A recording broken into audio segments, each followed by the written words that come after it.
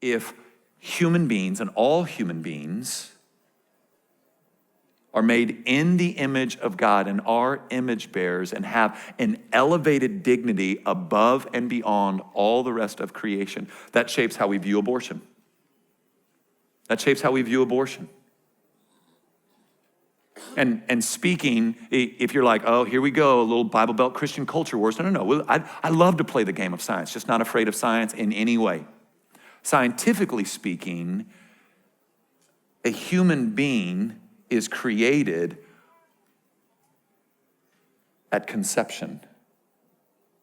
That's not me going to Psalm 130. I'm telling you, the DNA strand and all that is necessary to be defined as a human being is present in the womb. If you would argue against that, well, it doesn't have a personality, it can't make decisions, it's still dependent on its mother, then why don't we kill Darren?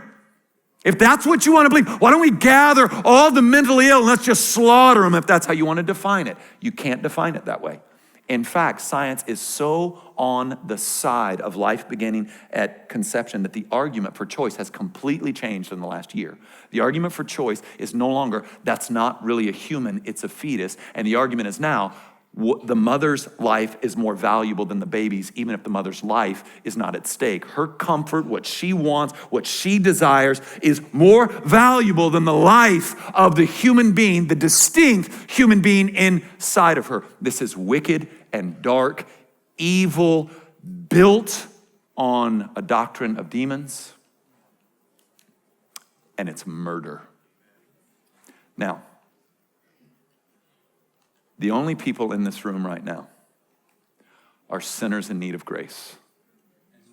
That's the only people in this room. And so if you're like, man, this is my first time in church in 3 years, you're going to start us off with, I'm a murderer. Knowing who we are is the best way to get where Jesus wants to take us. So yes, I am. Now the hope is that regardless of what baggage we've carried in here today, that Christ is bigger. And that Christ's forgiveness can lay on top of whatever we've done and forgive and heal and deliver